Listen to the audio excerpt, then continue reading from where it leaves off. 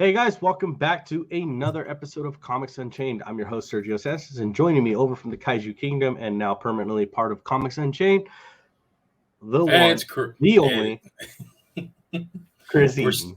We're still figuring out the timing. You Dude, think after 30 years of friendship, we'd have that shit down? Well, no, I think our friendship has always been I talk and then you talk and then I talk over you. Mm-hmm.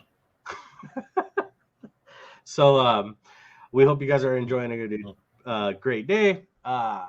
Let's see. There's a few things I wanted to touch on first. So just so you guys know, if you guys are joining us for the first time on this show, Chris is shooting from Los Angeles, California.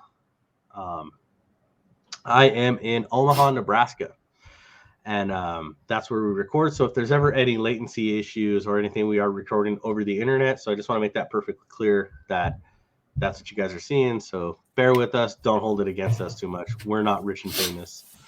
So let's jump into it. What do we do on the show? So pretty much we talk about what are you spending your money on comic books? Is it worth it? Because I mean, they're not cheap nowadays.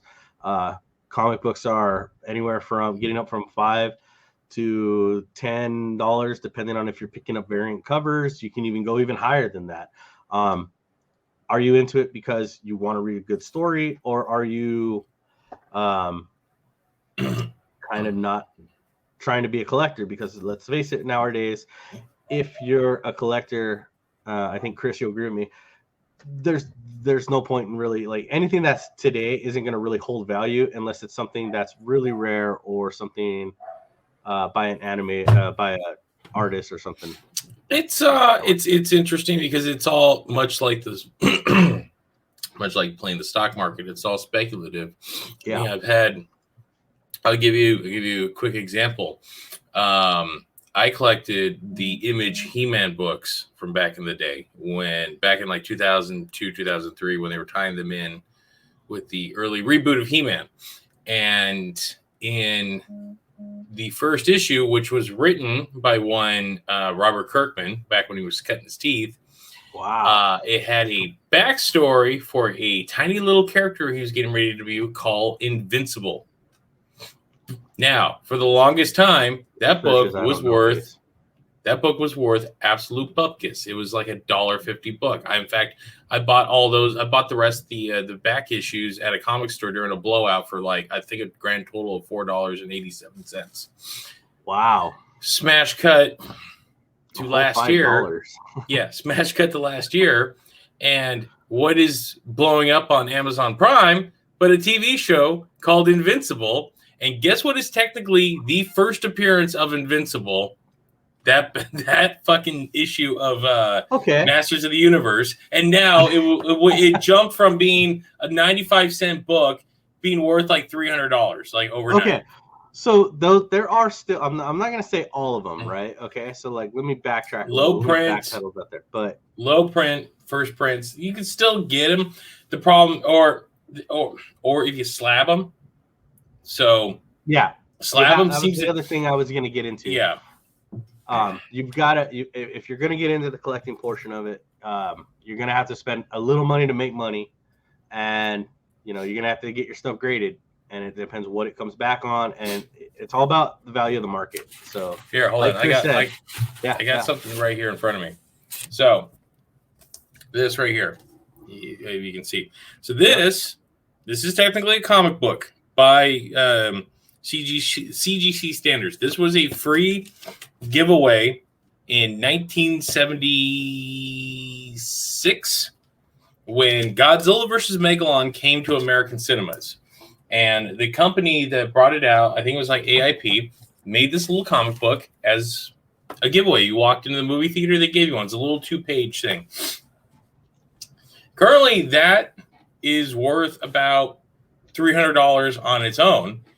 You slab it, you can get upwards of like $3,000 for it. Yeah. So, ergo, there you go. Because the thing with the grading, it tells you exactly what you're getting, and you're not sitting there like, I'll show you a picture of something I have, and I just had, if you saw me go off screen here, I had my editor go and grab me this. So this right here, oh, it's gonna be rough. Oh, you got your Spawn 1? Yeah, this is Spawn. Is that the one from Vegas? This is the one from Vegas. It's Yeah. signed. I know it's going to be a little hard to see, guys. Bear with me here, but this is what it looks like when you get something graded get something graded. So it's a 9.2. 9.2 came back in 9.2. Respectable. Signed by McFarlane. We got this at Amazing Comic-Con. Remember? Yeah. They still give you 9.2 with the signature. Yeah, and you know how long I've had this book, Chris?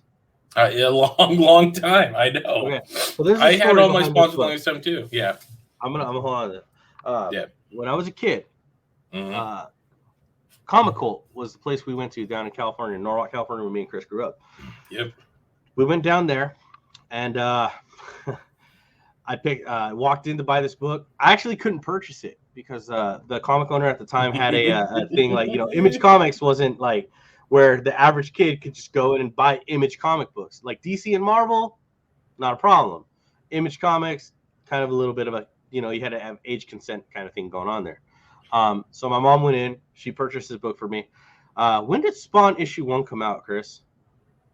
Spawn issue 1, I believe, was 92. 92. So I think we're at the 30th anniversary. So, I just want to make it perfectly clear. That comic I just showed, I've had since 1992, and it came back at a 9.2. That's wildly impressive considering a lot of my books, what I had as a kid, are beat to shit. Like, I found a box. They're all well read. Look, there's no, look, you can see like, I'm an idiot, but you know what? I read the crap out of them. They got used. So there's I understand. But I'm very proud of that book. It's probably something I'll keep for a long time as I've had it graded. I don't intend to ever sell it. And it doesn't, I'm going to tell you this right now. Looking at the prices for Spawn issue 1, even at a 9.2, it doesn't sell for what you think it'd sell for. So it's more of a memento. It's a keepsake. Yeah.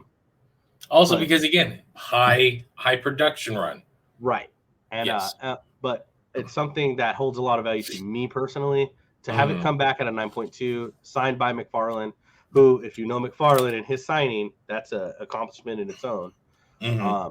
So I'm very proud of it, but that's kind of where I'll leave it. And I just wanted to show, everybody kind of what it looks like when you get something graded. But let's move on from this. But that's what we do here. So is it worth your money? And that's what we talk about on this show, because that's what you're spending your hard-earned money to go out there and buy comic books. And a lot of days you have different platforms to do. You have people who are reading them online. You have your subscriptions like Comixology, DC has their own, Marvel has their own. You can go to other sources. I'm not going to mention those, but is it worth to go in and still buy a comic book nowadays? I say yes if you like the story. Yeah. If you want to keep, support your local comic shop. I say it's worth it based on if you like the stories and the characters, and that's what I'm here to help you do.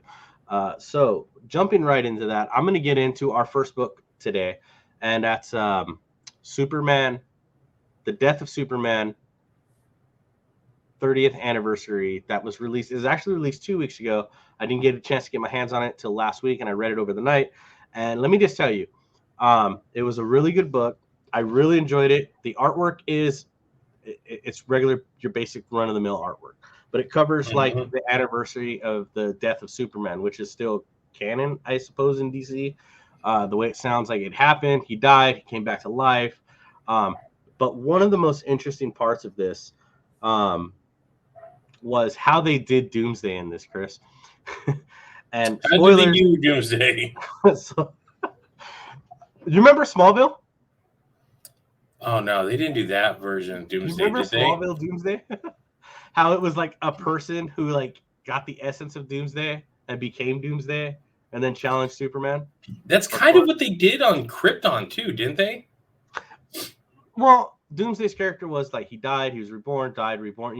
Yeah, but Doomsday is a genetically engineered monster, right? Where both the version on Krypton and freaking Smallville, they were like, okay, it was like pointing out a dude.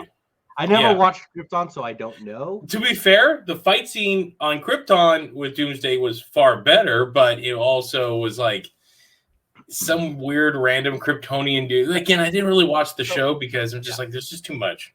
Okay, so that being said, they did take a little bit of liberties to bring him back because Superman in this 30th special has another showdown with Doomsday, or with Doomsday, and I do the air quotes.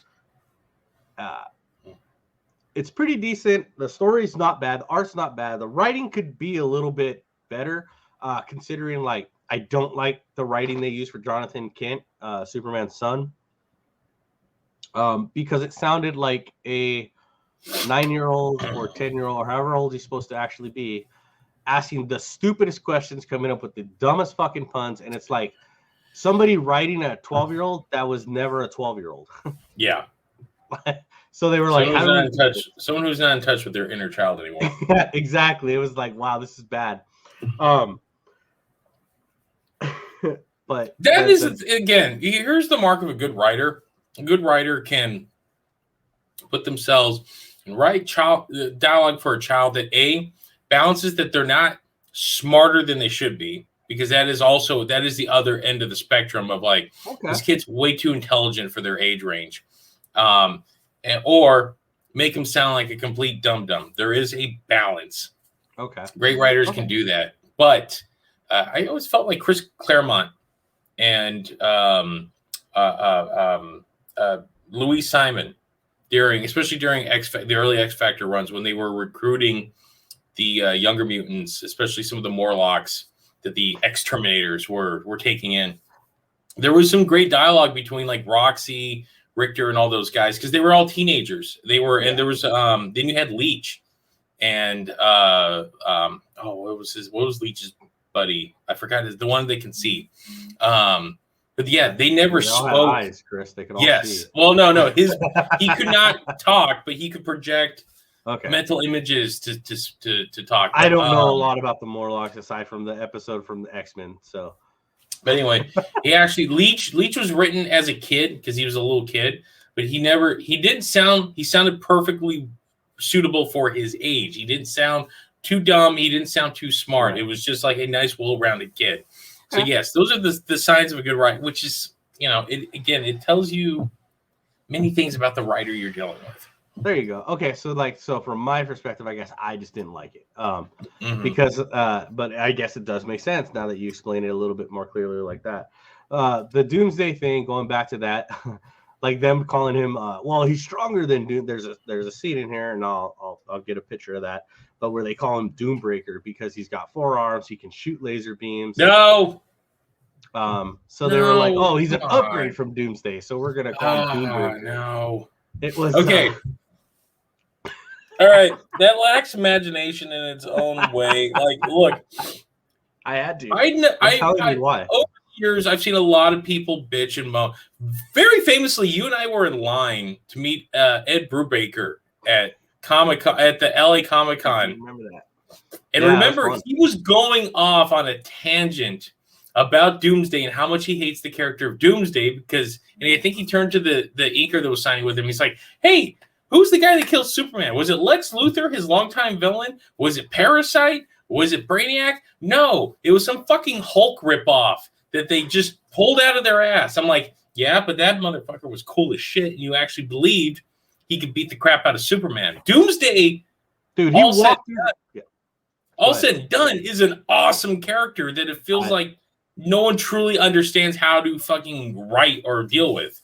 I love Doomsday. He's probably one of my favorite DC villains. And as you get in later into DC, he becomes kind of a anti-hero. Well, it depends. Yeah, there's been some look the follow-up writings on him. I know the follow-up though. I always felt was best when he went to Apocalypse and beat the shit out of Darkseid, which was as a kid I read that I'm like, this is awesome. Holy crap! Yeah. So I've always been a fan of Doomsday, especially when the episode we talked about our favorite episodes of Justice League last week on the show, but when they did the Doomsday episode, down. And then the return of Doomsday was great too. Yeah. So, when they throw him back into the negative, they put him in the negative zone, right? Well, in the Phantom Zone. I'm getting it's real early. Yeah, it's fantastic. That's afterwards. That's in the Justice League Unlimited episode. In the the Justice Lord's episode when he that's the one I was when he lobotomizes him. But just when he first appeared, like he starts taking on everybody, beats the crap out of all of them. They even do the scene from the comic where Superman and him do the fist collide strike, and then the buildings all break apart and Superman gets laid out, and but it was really good. But yeah, they kind of went for stealing some essence from, I guess, Krypton from I remembered it from Smallville, making it like part of Doomsday was collected from this construction worker. The radiation from it morphed him into a Doomsday-like creature. They nicknamed him Doombreaker. He has a fight with Superman, but they end up being able to destroy the artifact, thus curing the guy. So it's kind of a cop-out, but it's a nice little one-shot and a history of, because like the whole time it's like Lois walking through the park with John, talking about that day, talking about the day Superman died and how he returned. And then at the end of the book, I would rather that more like just reminisce, like what the fallout of that day, that situation, because now like we're post New 52, so the New 52 continuity isn't exactly the continuity anymore, right? It's a different. I don't think so. I'm so lost. No, because we have Rebirth. Yeah, so Rebirth kind of brought back a lot of the old 90s continuity, right? Okay. So that's why that Martha, that Cal, that fucking that Lois and Jonathan are the OG continuity, or the post-crisis continuity. Yes. Superman. Okay. Yeah. So anyway, moving from that, I did like that. And then at the very end, they do have like a little snippet, like two-page little quick arcs of Steel, John Irons, like on what he did that day, and it actually shows like him trying to get there to assist Superman in fighting Doomsday, even though he's just like a regular guy. And then when he shows up, he's dead. And they brought back like a lot of stuff like that. It's a really interesting read. Definitely, I think if you're a collector and a fan of the death of Superman, it's worth the pickup. It's worth the $4. Okay. However, if I had to go out of a 10 out of 10 scaling, I'm going to give it a 6 of 10 because you don't need it. It's a great little collector item. I don't see these jumping in value. It's a nice little one-off. It could later on, but if you're a collector of the death of Superman like I am, and Doomsday and that whole arc, like this is a nice. If you had everything out in front of you, put it on the end and staple it. Let us celebrate one of the biggest comic events of all time, and the comic event that almost crashed the entire industry. Sure, yeah, I'll put it good and put it better. But so Superman 30, I give it a 6 out of 10. Definitely worth it. Moving on from that, we have another DC book that hit this week, so you should be able to, or hit last week, you should be able to pick it up in stores. It hit on Comic Book Wednesday, and that's Batman, One Bad Day, issue 1, featuring Mr. Freeze. And this goes on the premise that every supervillain can have a bad day, and much in the akin of Joker's The Killing Joke, where it shows the background and the origin of the Joker. We see more into the inside of Mr. Freeze, and this is a character who, like Chris said, when you first met him in Batman, the animated series, I think is where a lot of us kids might have met him if you weren't already reading comic books, right? Sorry, he was a major recurring villain in the Adam West story. But I'm saying if you were watching the cartoon is where you knew him the best. Like, because otherwise than that, you knew him as the campy version from like the Justice League cartoon back in the like 60s. And wearing the parka. Right. Or you knew him as the character from the Adam West show. With the weird German accent. So like, when they introduced Mr. Freeze in the animated series, it changed a lot of things because like they introduced him as like this really menacing character who talked in this, very dead tone voice. No, I have no emotion. Yeah, it was that was Paul Dini. That was like, what can we do to take this goofy ass character and actually make him respectable? It's like you give him a tragic backstory. Yes. Like he's not quite a villain. He is a villain of circumstances. Thank you. Okay, and so going from that, this is where this book picks up.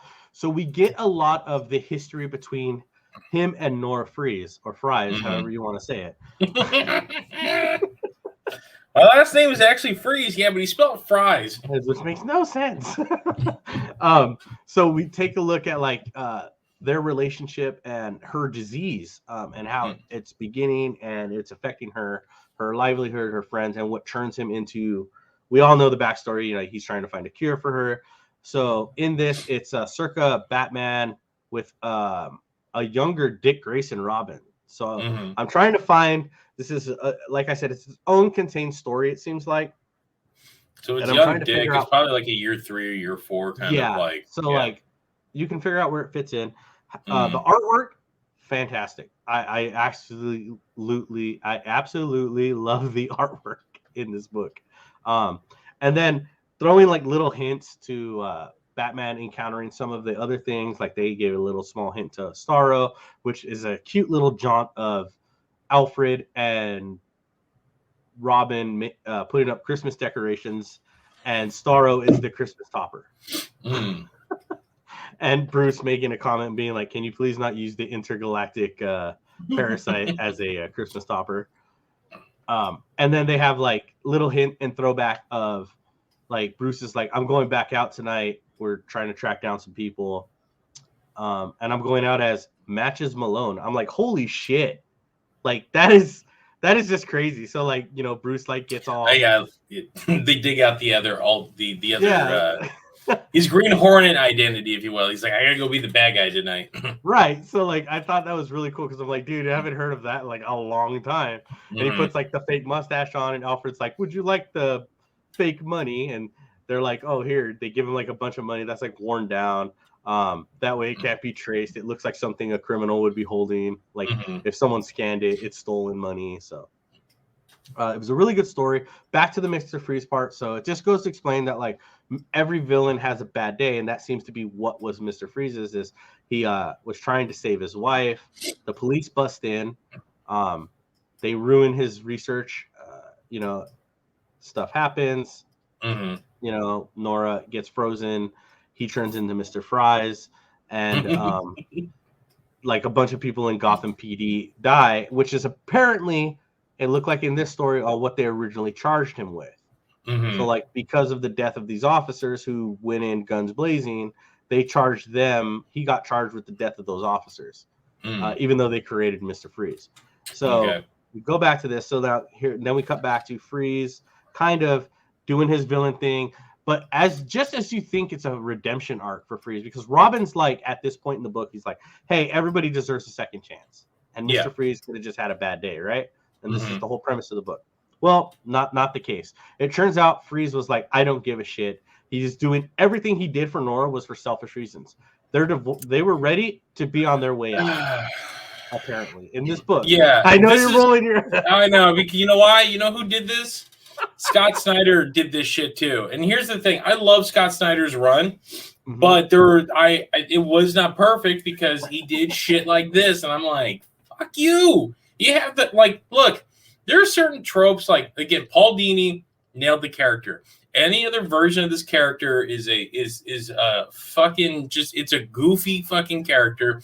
Look, Captain Cold comes off as more of a respectable character in many instances than Mr. Freeze at times, because at least there's like the daunting rivalry between him and Flash, with almost has like a weird flair of like homosexuality to it. But Mr. Freeze, it is like he is like a Frankenstein's monster. He is a victim of the circumstance, but he is, well aware of his choices, and he did it out of love. Fuck this shit of like he's still an asshole, all that. I'm like, no. Okay, so I'll get to the end of the book, and I don't want to spoil the whole book. That's not the purpose of the show. Okay. Yeah. But that's the line they're kind of trying to draw in the sand there. They're like, okay, maybe he's just kind of a dick because Nora's dying and she knows she has this disease. He's refusing like all her friends to see her. Bruce, as Batman, even goes to visit one of Nora's old friends, and he's like, oh yeah, Fries was a dick, so fuck him. Yeah. But in the end, there's a redeeming fact for Mr. Freeze. I will say it paints him in a different kind of light. You may not enjoy it, Chris. I enjoyed the hell out of this book. I'm interested to see. Now, here's the thing. It's called One Bad Day, Issue 1. So I'm interested to see where they're going with this. I haven't read ahead on any spoilers. I don't do that on this show. I go in fresh. This is all live. No one's paying me, so I don't get any. Like, everything is out of my pocket. Yeah, I don't know what. Huh? You're not a corporate shell. Yeah, I don't. Not yet. But anyway, so I'm interested to see where this is going to go, because it could go a few ways, right, bud? It could go to where it's just a couple one-shots, but I'm really hoping that it kind of goes more into Batman's villains and shows more of these bad days, like, so I'm interested to see what they do. That being said, the book, 7 out of 10. I really enjoyed it. Really easy to follow. Once I started reading it, I couldn't put it down. And that goes into my next thing, and I'm going to talk about right now. But definitely get a chance. Worth the money. Go pick it up. 7 out of 10. Batman One Bad Day. Next up. And this one is what I was saying. I picked up One Bad Day. I couldn't put it down. Wildcats, issue 1. Wildcats! I forgot the rest of the theme. It's okay. So did everyone else. Yeah. Not a bad show, by the way. You know what? I watched it. I remember it being on USA. It was kind of weird, like USA Saturday morning programming. You know what that was in the block of, though? The Street Fighter cartoon. Oh, yeah. Yeah, the terrible Street Fighter. Yes. Yeah, the guy that plays Megatron's doing Bison's voice. Yes. Yeah.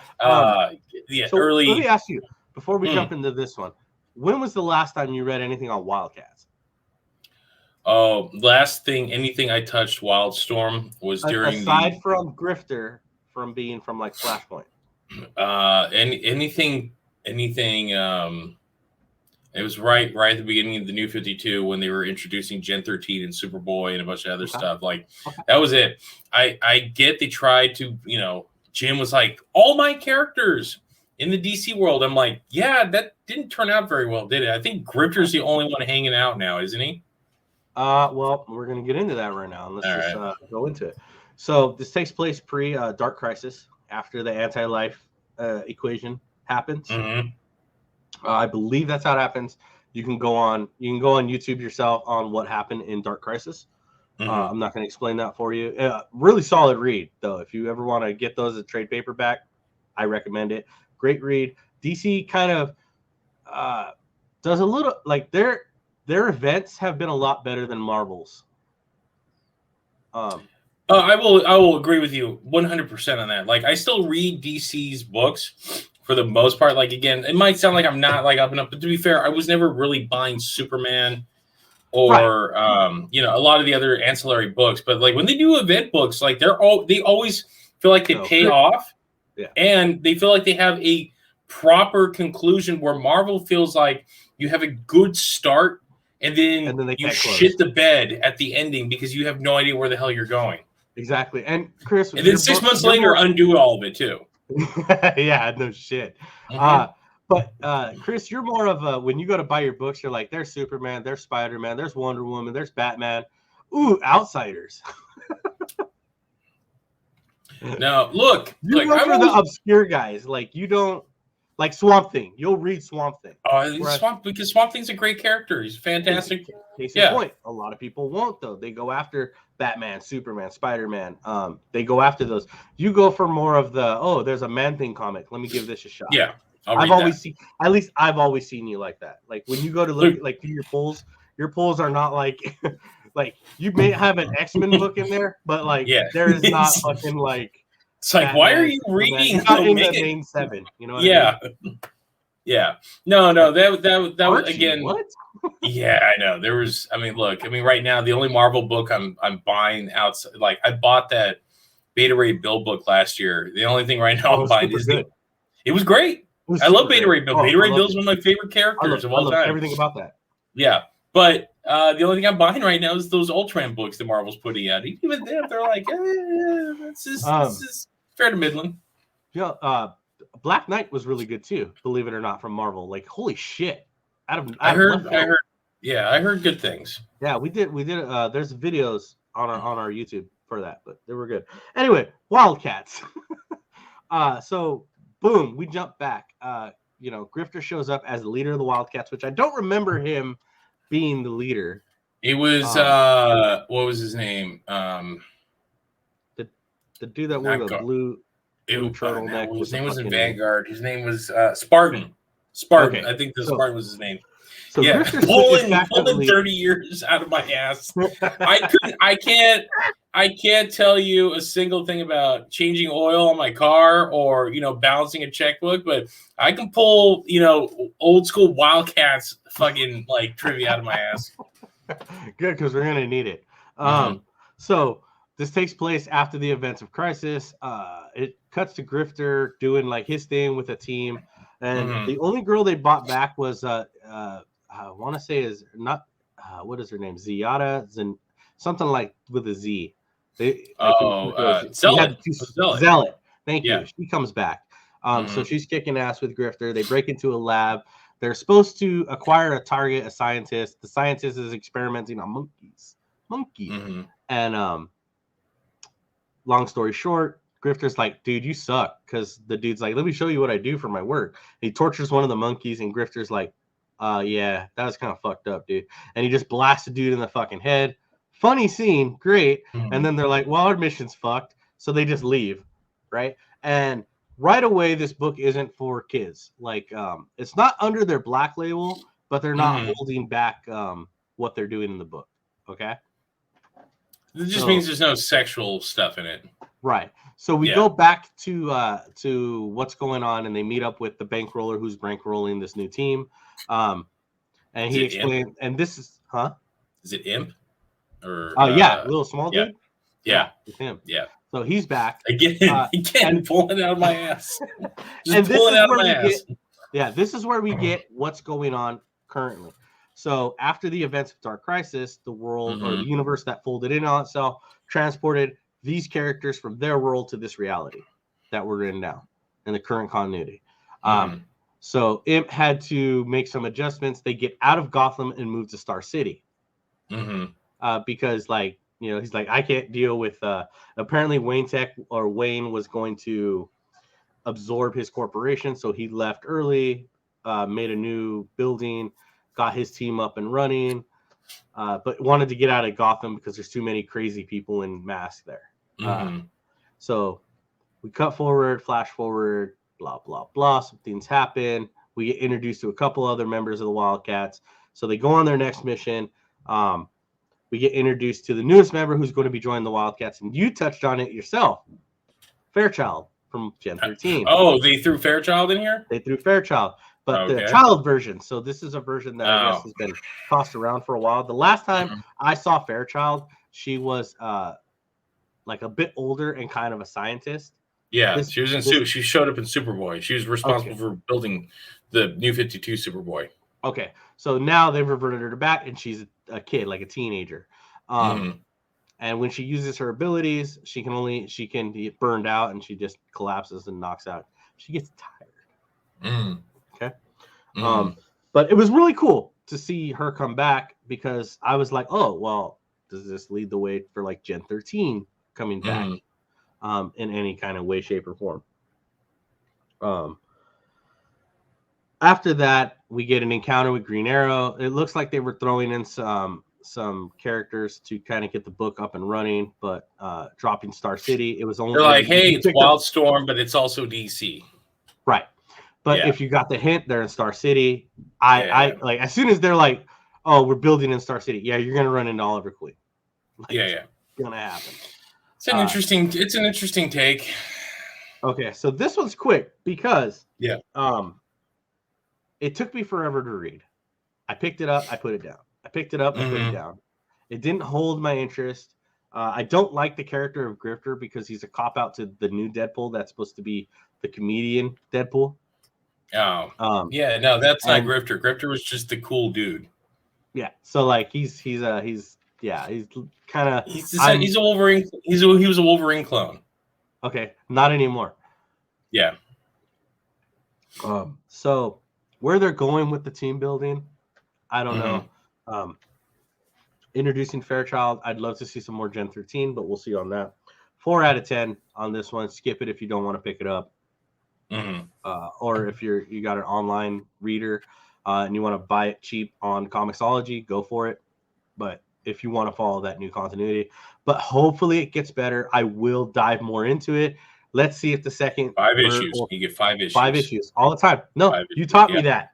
Yeah. This is where I learned that. I always give a book 5 issues.